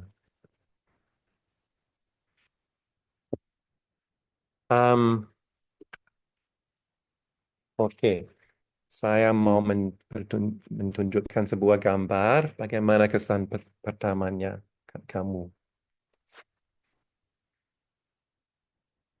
Ya, sebuah kerangka. Apakah merasa seram atau hantu-hantu karena saya baru membahas area abu-abu magic ini? Janganlah. Ini let's try and look at this objectively. Kita melihat secara objektif. Jangan subjektif. Sebenarnya ada banyak rahasia yang dalam bentuk kita, bentuk kerangka ini. Pertanyaan saya begini, can you find 3 different parts of the skeleton? Yang closed, ada 3 cara, ya, 3 bagian kerangka ini. Yang closed, formed, terbentuk, tertutup, seperti ingin menyerap semuanya. Bagian mana seperti itu? Lalu ada bagian yang seperti lebih terbuka, lebih fleksibel, seperti mau keluar. Lalu ada bagian ketiga yang mixture, campuran antaranya. Yang terbuka dan tertutup, terbuka dan tertutup. Bagaimana menurut kamu, ya? Kepala ingin membuat sesuatu menjadi tetap. Kepala mempunyai cenderung menetapkan. Ini bagian paling padat dari diri kita. Hal-hal masuk, tapi mengeluarkan susah. Semua masuk kepala, ke otak. Cara mengeluarkan dari kepala bagaimana? Lewat tangan dan kaki. Nah, tangan dan kaki memiliki kecenderung kebalikan. Ingin keluar ke dunia. Kemauan diungkapkan melalui tangan dan kaki. Saya mau mengalami dunia lewat tangan, lewat kaki, dan juga lewat perut. We also want to experience the world through our food. Jadi, gesture, gerakan, tangan dan kaki adalah kebalikan dari kepala. Alih-alih menjadi lebih padat, mereka menjadi lebih halus. Coba melihat atau observe tangannya sendiri. Di sini saya mempunyai satu tulang ya, upper arm. Di sini ada dua tulang. Lalu di wrist, apa namanya? Ada tiga tulang, lalu ada empat, lalu ada lima. Lalu ada 5 jari. So I have 1, 2, 3, 4, 5. Cenderung arm tangan itu keluar menjadi lebih banyak.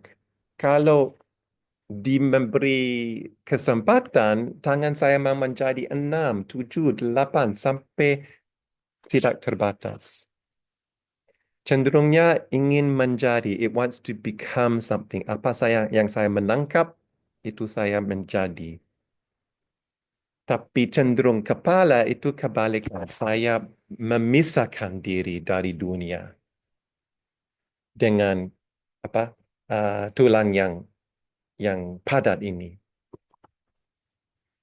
Lalu ada bagian ketiga yang bernapas. Ini namanya thorax atau abdomen. Ada tulang rusuk yang terbuka lalu yang tertutup, yang terbuka, yang tertutup. Ini bernapas antara dua sisi ya. So, kerangka kita sebenarnya seimbang, it's sangat balanced. Tapi jiwa kita biasanya tidak itu seimbang. Ada orang yang cenderung terlalu banyak pikir, terlalu banyak kepala, thinking people. Lalu ada orang yang hanya doing, tanpa perasaan, tanpa memikir apa yang saya lakukan, saya just do it. Juga ada bahaya bahwa kita terlalu middle ya, terlalu emosi.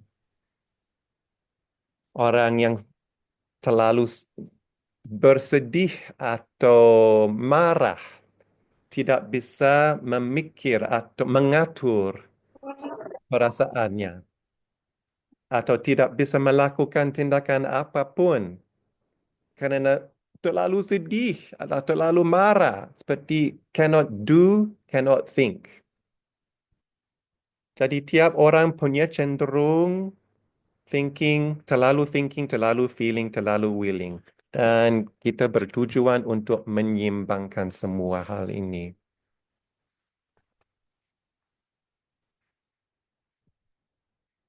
Satu cara ya seperti yang sebut tadi ialah basic exercises ini. Kalau mau meneliti basic exercises ini ada link guidance in esoteric training.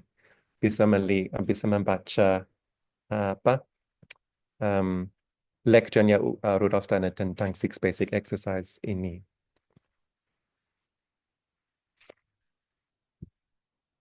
Nah, dalam filosofi antroposofi sebenarnya ada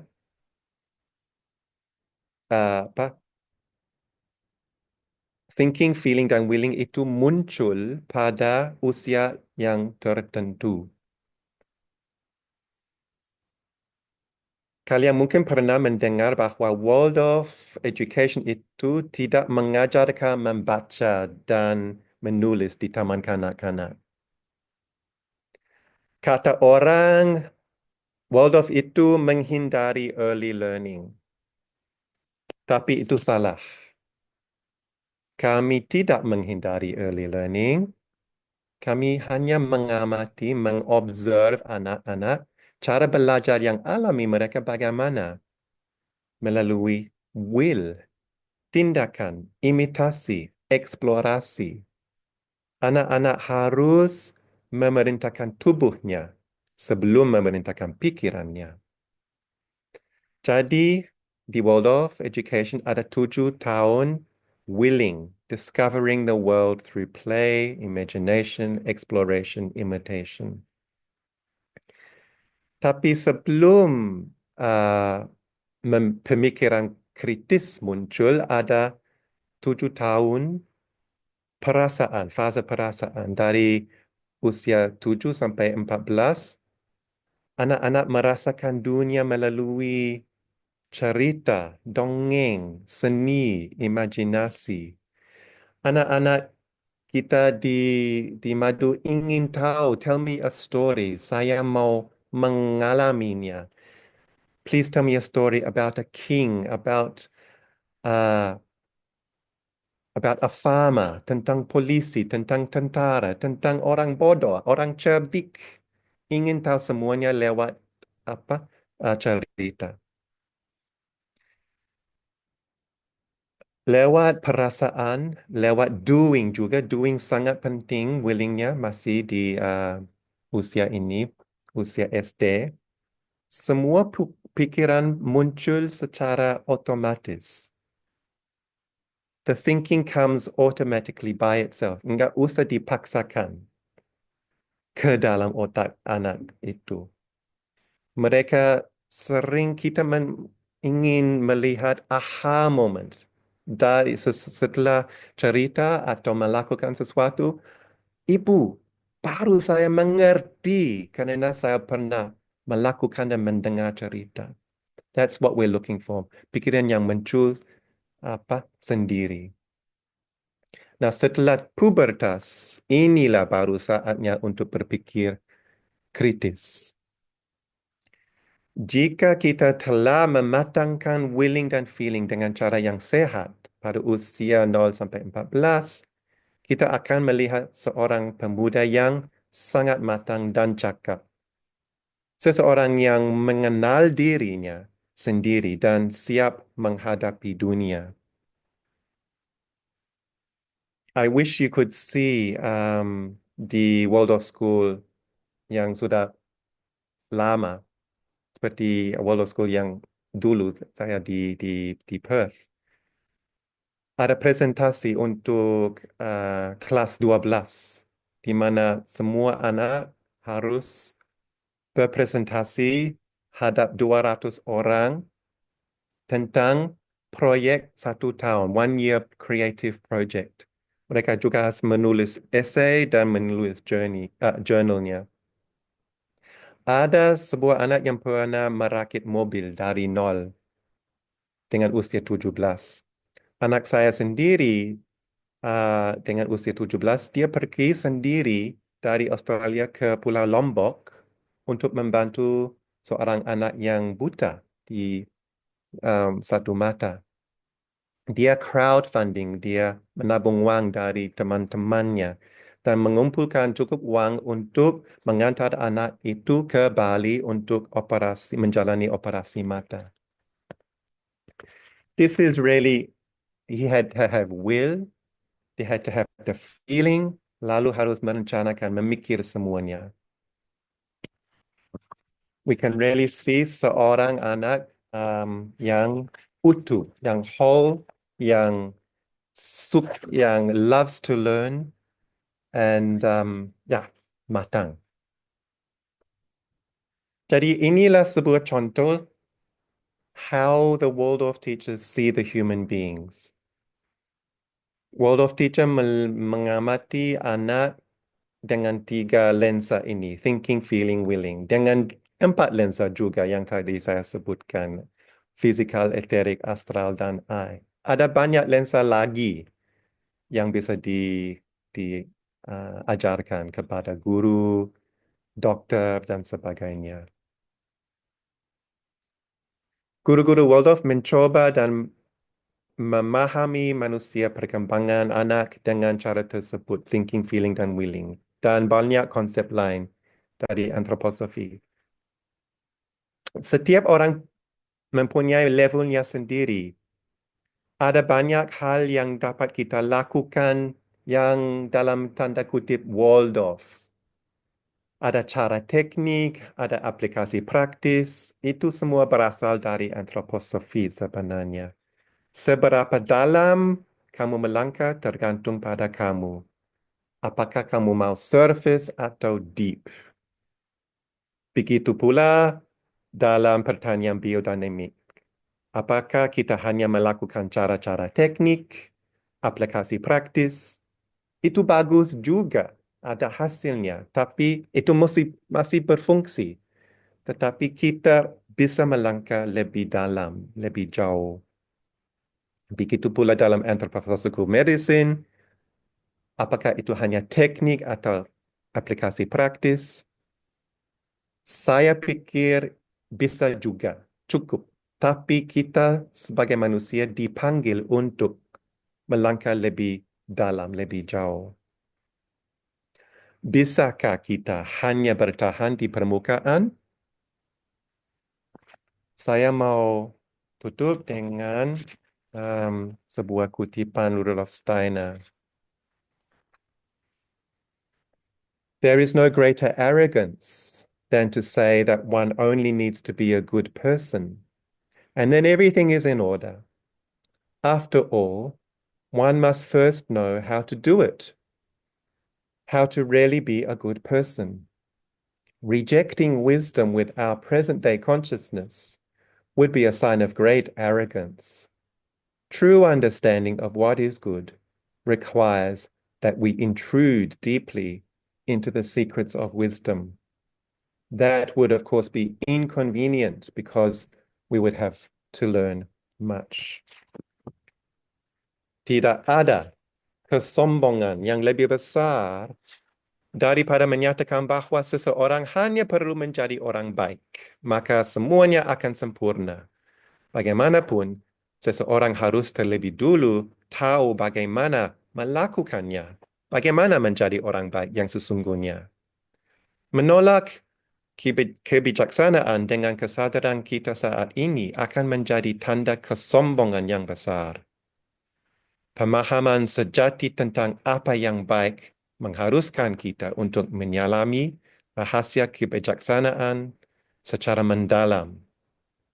Itu tentu saja tidak nyaman, karena kita harus belajar banyak.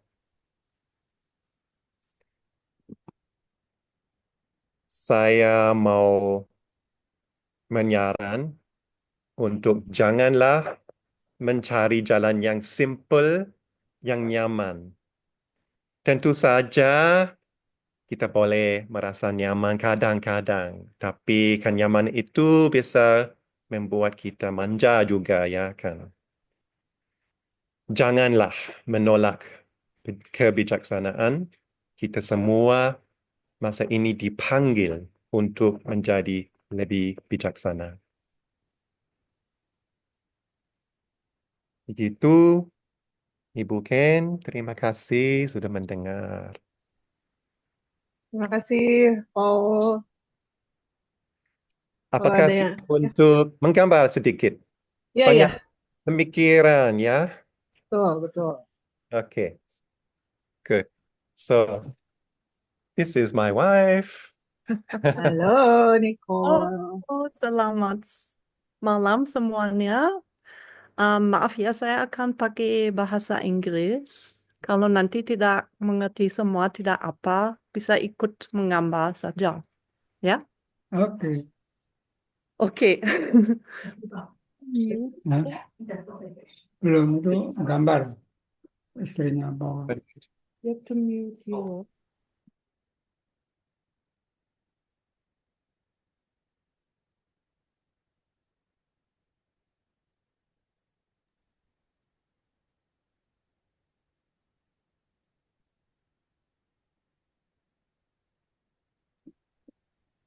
Yep, yep.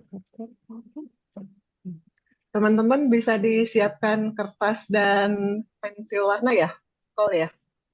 Yeah.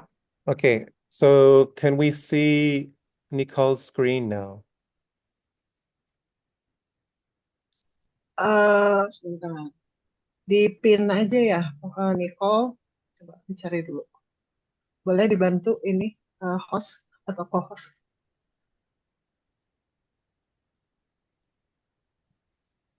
Nah, Ya, sudah. Okay. I can see it. kasih. Can you, yeah, so I can see it. Okay. Okay, so what we will do first, you can draw a little box on your paper.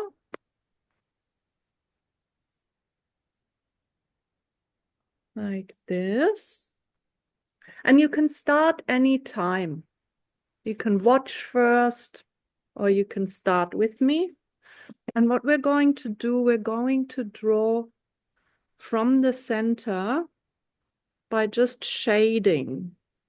So we're not drawing an outline, but we are making a round shape and we're growing it slowly.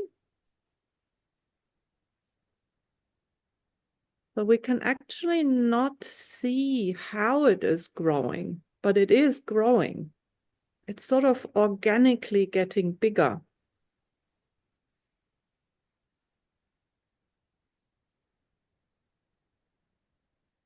And we can also think about that in the end, we want it to be darker in the center and then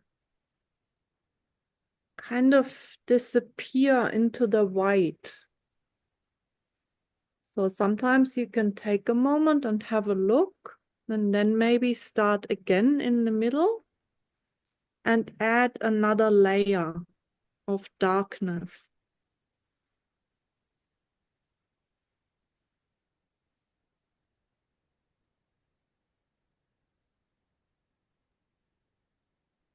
And as we bring it further out, we can use less pressure.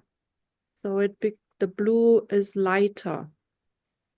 So it can blend into the white background.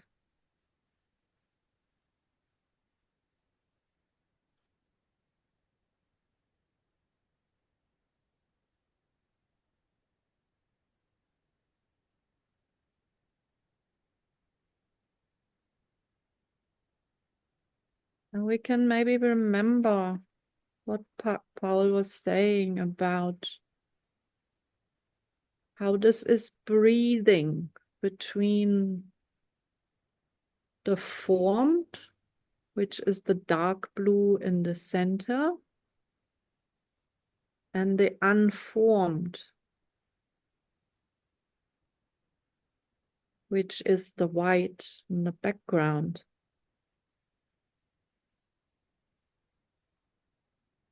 And we go back and forwards between the dark center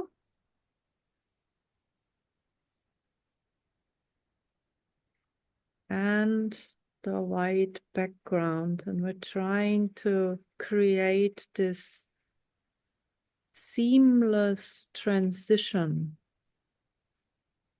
where we can't see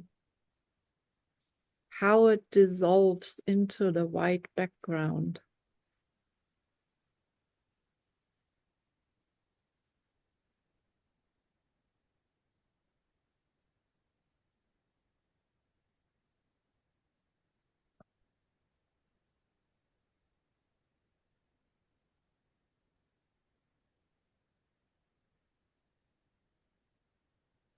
And apart from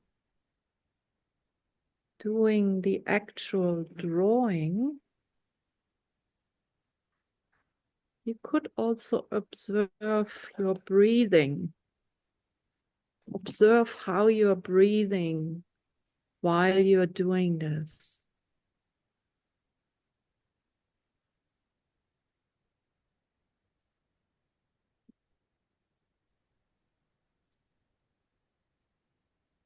We're breathing between the formed and the formless.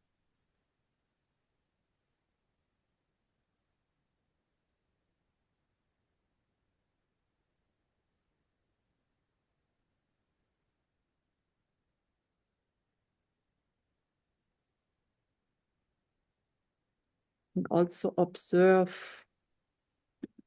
what you're feeling.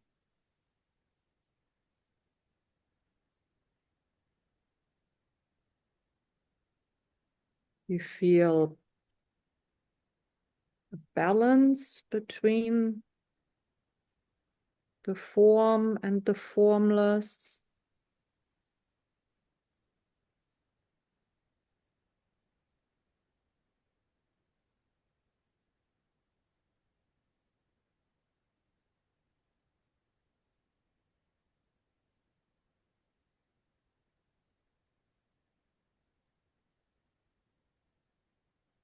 And I usually try not to think when I do this, because when we bring the thinking into this, we often start to judge what we're doing, and we think that it's not the same as Ibu Nicole is doing it.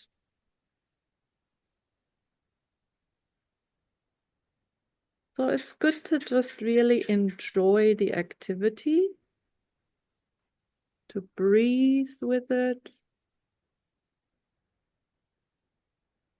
and to create this balance and transition between form and formless.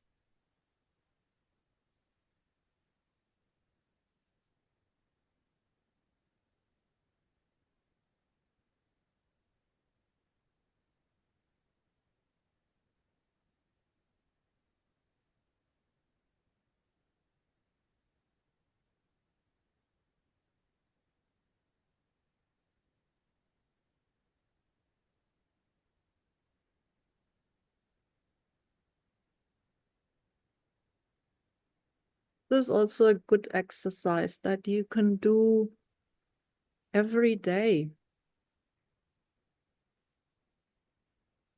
because it doesn't take long, only takes a few minutes. You could just spend 5 minutes every day to center yourself, to ground yourself.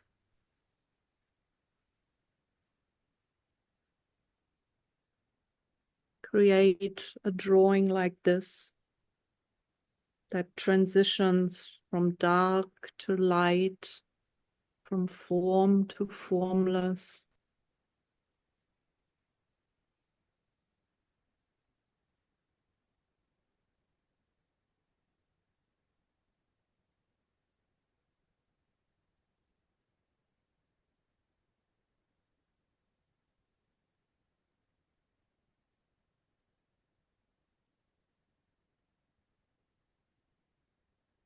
So maybe it would be nice if we could see some of your drawings, if you want to show us.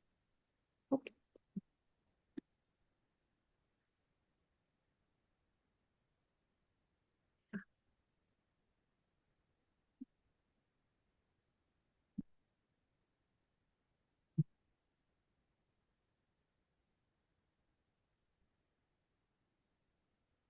I can see some people are still drawing. Speak louder. I can see some people are still drawing. Oh, and there we can see. Ah, very nice. Great.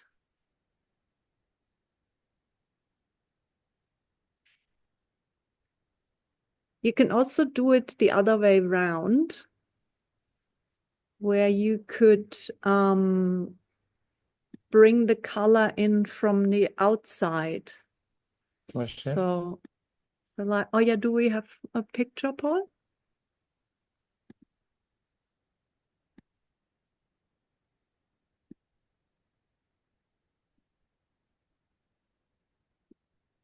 Ah.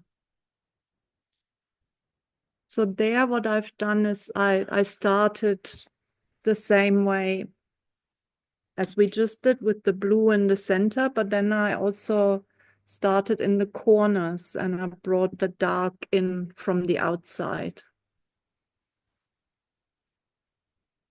So you can either start with the darkness in the middle and fade it out into white, or you can bring the darkness from the outside and fade it into the middle, and you could leave the whole middle white as well.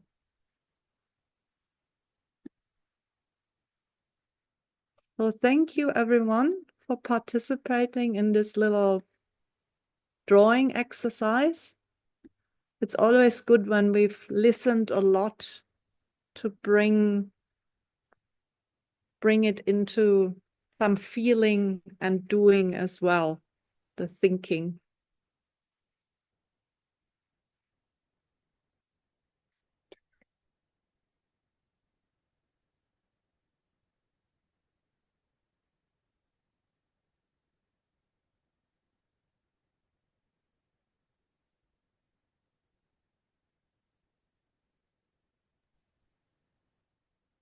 Oke, terima kasih Nicole.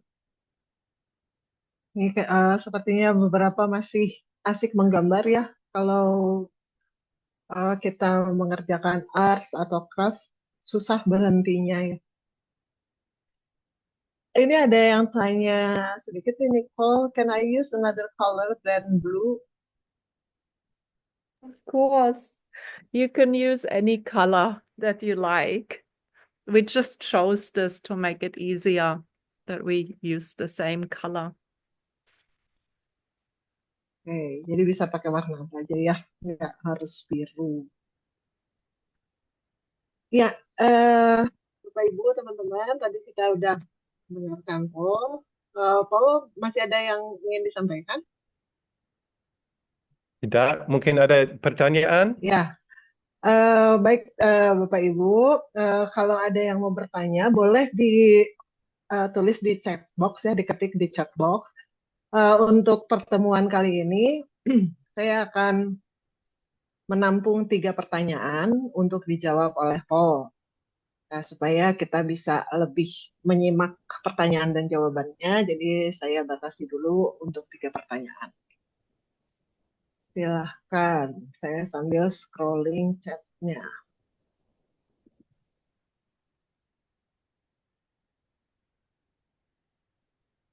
Jadi ada yang boleh bertanya ke Paul atau ke Suster Chris tentang tadi yang di-share-nya, atau ke Dokter Nuke atau juga ke saya.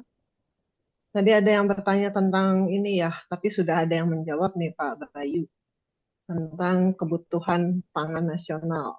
Apakah dengan metode biodynamics bisa terpenuhi atau tidak? Tapi kemudian sudah dijawab oleh Pak Bayu. Terima kasih Pak Bayu. Apakah ada pertanyaan lagi di chat?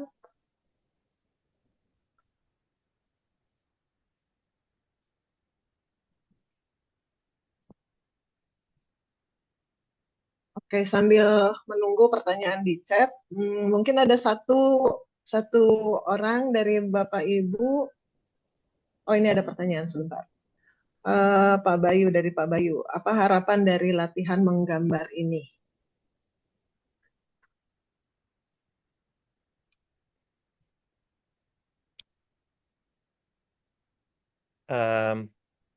Perasaan apa yang dirasa tadi? Apakah bisa merasakan nafas? Bukan nafas paru-paru saja. Itu juga penting, tapi nafas antara formed dan unformed. Atau kita tanya sedikit ke Pak Bayu ya. Tadi ada apa yang dirasakan ketika menggambar? Boleh open mic Pak Bayu? Terima kasih. Selamat malam. Maaf video saya blur karena kamera kurang bagus.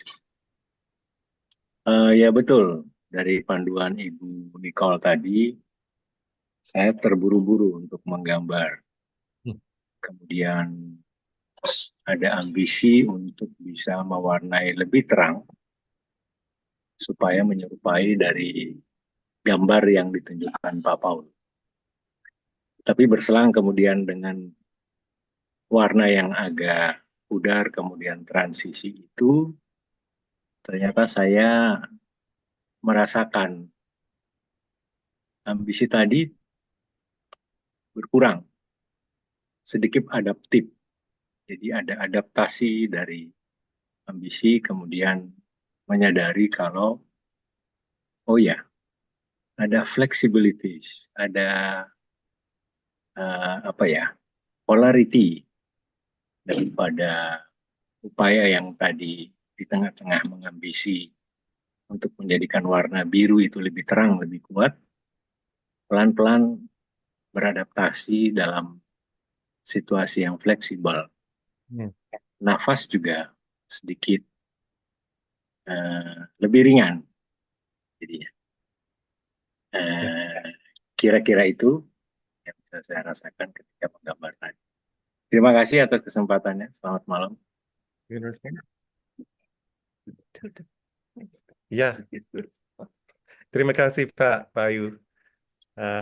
Bagus kalau ambisinya agak berkurang dan bisa just see what arises daripada apa yang what you're wishing for. Ini karya seni yang muncul dari sendiri, bukan dari apa desire-nya, kemauannya. Seharusnya begitu ya. Iya. Terima kasih untuk Oke, share. ya, terima kasih. Ada pertanyaan lagi, ini masih tentang menggambar. Eh, apa hubungannya dengan aktivitas menggambar tadi dengan penjelasan Paul, dengan materi Paul? Ya, apa hubungannya kira-kira? Dunia ini bukan hitam putih saja, ada transisinya yang harus kita merasakan. Kita nggak hanya punya kepala dan kaki, tapi juga we have lungs, we have a hati, semua mengalir. Kita ingin tahu apa yang mengalir dari dua dunia ini, spiritual, fisikal, sleeping and waking. Kalau kita lebih menyadari transisinya, ya gambar ini tentang transisi. It would be much easier to just do an outline. Ya, just garis saja. Itu gampang dan sudah terbentuk. Tapi dengan cara gambar ini, kita harus merasakan how much biru, how much putih. Itu seninya. Ya, kira-kira seperti itu. Semua kehidupan mudah-mudahan seperti itu. Kita harus merasa berapa banyak, berapa kecil. How much do I give? How much do I take? How much am I awake? How much am I relaxed? Ya. How much am I open? How much am I closed? Kita harus juga tutup diri. Kita harus buka diri. How much is the question? Kalau kita menggambar seperti ini, kita bisa gambar itu bisa mengajarkan berapa banyak yang cocok ya. Mengukur diri gitu ya, menakar diri ya. Oh. Ya, dan seperti saya bahas tadi, heart listening. Jantung itu tidak tahu berapa darah masuk dan keluar. Tiap momen itu beda. Kadang-kadang perlu banyak, kadang lebih sedikit. Kenapa ya? Hanya jantung yang tahu. Only our heart knows. It's sangat bijak, organ yang sangat bijak. Oh. Ya, mudah-mudahan terjawab ya Bapak. Jadi dari gambar yang sederhana, tapi maknanya kok bisa mendalam gitu ya. Oke, ini ada dua pertanyaan lagi. Jadi stop dulu ya yang mau bertanya. Ini kita coba fokus ke dua pertanyaan ini. Ini mana sih yang dari tadi? Oh ini dari Pak Syahwa atau Ibu Syahwa. This question may be out of the box, but how do you know someone into spiritual awakening? Someone into. Ya. Karena kalau tahu apakah seseorang sudah awake atau suka. Sedang mungkin ya. Sedang. Maksudnya. Ya. Sedang dalam kondisi untuk mau masuk ke spiritual awakening. I asked the question. Yeah, he said. If you ask the question, who am I? What am I doing here? What is my destiny? Then you are looking for spiritual answers. Ya, yang paling penting bertanya dulu ya, dan menunggu untuk jawabannya. Jawabannya tidak datang dari buku atau kuliah ini atau guru, datang dari we never know where it comes from. Makanya ada exercise, kita tetap terbuka. We are open to jawaban datang dari dimanapun, in anywhere, di mana saja. Yeah, or from the inside. atau dari hati ya memang. Hmm. Tapi ya, langkah yang pertama bertanya. Most important question, who am I? What is the meaning of life? Hmm. What is what is my destiny? Apakah ada Tuhan? How did he menciptakan semuanya? Itu pertanyaan paling penting. Pertanyaan-pertanyaan besar ya. Ya. Ya, Oke, jadi gitu ya Pak Syahwa. Gimana Pak atau Ibu Syahwa sudah ada pertanyaan-pertanyaan itu? Oke. Nah, ini ada satu lagi pertanyaan dari Ibu Hatsa. Ya, hai Paul. Tadi saya googling tentang 12 cakra petal. Tapi muncul juga 7 jenis cakra. Bedanya apa dan bagaimana kita menggunakan pengetahuan tentang cakra ini di kehidupan sehari-hari? ya, mungkin ini pertanyaan yang tidak bisa dijawab secara simple, ya. Maaf Ibu Hatsa,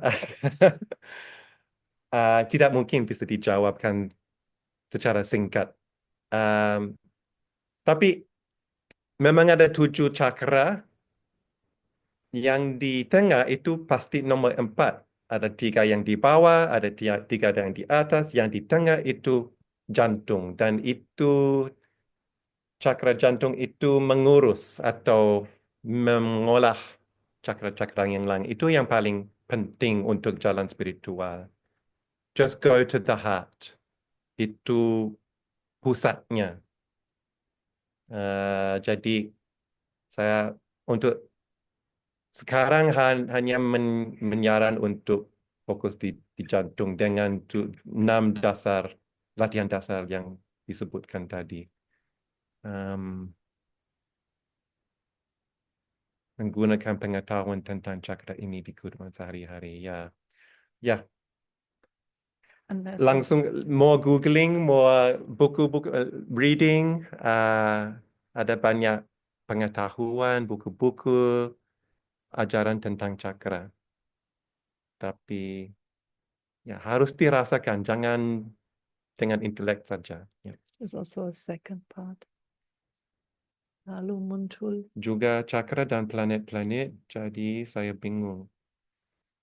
Nggak tahu, mungkin ada hubungan dengan cakra dan planet? Ya, complicated banget. Maaf ya, terlalu kompleks untuk Zoom meeting ini. Iya, gak apa-apa. Nanti kita semoga tetap pertanyaan itu menumbuhkan keinginan untuk tahu lebih banyak gitu kan. Dia menjawab, any answer would help. Ya. Pasti. Atau bisa disarankan juga mencoba 6 basic exercise itu mungkin ya, Paul. Ya, coba download kuliah itu dari Rudolf Steiner. Di Google dan download kuliah itu, 6 basic exercises. Lebih dalam itu penjelasannya. Iya. Ya, jadi bisa dicoba biar bisa langsung merasakan, bukan hanya mengetahui, tapi juga langsung dirasakan. Oke. Ya, tidak ada pertanyaan lagi sepertinya di sini, dan juga memang waktunya sudah hampir 8:30, berarti di Bali sudah hampir 9:30 malam. Jadi pertemuan ini akan ditutup begitu ya. Tapi sebelum kita tutup pertemuan ini, saya sekali lagi memberi kesempatan, apakah Paul atau Nicole ada yang ingin disampaikan, atau juga dari dari Suster Chris, dari Ibu Linda, silakan. Sudah, Paul? Nicole? Oke. Suster Chris? Suster, masa sih? Oke, kalau gitu Bapak Ibu. Sekali lagi terima kasih untuk Bapak Ibu yang sudah melapangkan waktu dan juga menguatkan will untuk belajar di sini bersama-sama. Terima kasih untuk para host yang membantu. Terima kasih tentunya juga untuk Paul, Nicole, juga Suster Chris, dan Dr. Nuke yang sudah sharing di sini. Terima kasih untuk pertanyaan-pertanyaannya, terima kasih untuk jawaban-jawabannya juga. Sekali lagi saya ingin mengingatkan teman-teman, Bapak dan Ibu di sini, bahwa Indonesia International Anthroposophy Conference akan diselenggarakan bulan Juli, 30 Juli sampai 2 Agustus 2025 dan akan di Bandung. Cukup panjang waktu untuk Bapak Ibu mempersiapkan kalau memang berkehendak untuk ikut gitu ya. Untuk info detailnya bisa di follow info-infonya di Instagram Rumah Planet atau di Instagram Enzim Bakti atau di Instagram Waldorf Indonesia. Dan tentunya juga informasi akan di-share melalui WhatsApp group yang Bapak Ibu sudah ada di dalamnya. Gitu. Iya, sebelum saya tutup, saya akan share closing verse.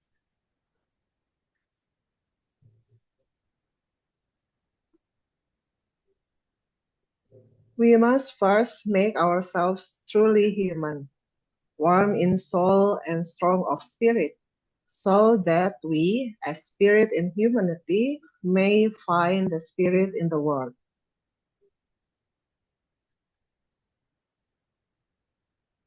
Oke, terima kasih semuanya. Selamat malam, selamat beristirahat. Terima Selamat kasih. malam, Bu. Terima kasih. Terima kasih. kasih semuanya. Terima kasih. Terima kasih. Dadah. Terima kasih semuanya. Selamat malam. Terima kasih. Selamat malam. Alex, Selamat for malam. your presence. Terima kasih. Terima kasih. Selamat malam. Terima kasih Alex sudah Terima datang. kasih, Alex. Oh, Alex is there. Hai. Ayo makan organik pesennya. Ayo, ayo. Biodinamik, Bu, bukan organik. Oh, makan organik saja sudah susah, apalagi biodinamik. Organik dulu. Gampang. Gampang kok, gampang. Jangan Udah pikir. susah Sedikit-sedikit, itu. step by step. Iya. Alex. Oke, Dadah. dadah. Host Bye. boleh di Dadah. end meeting.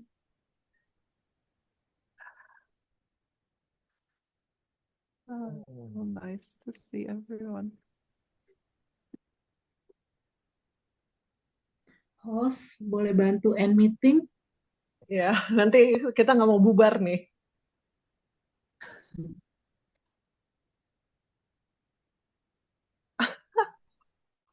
Hostnya nggak tahu kemana. Oke, teman-teman.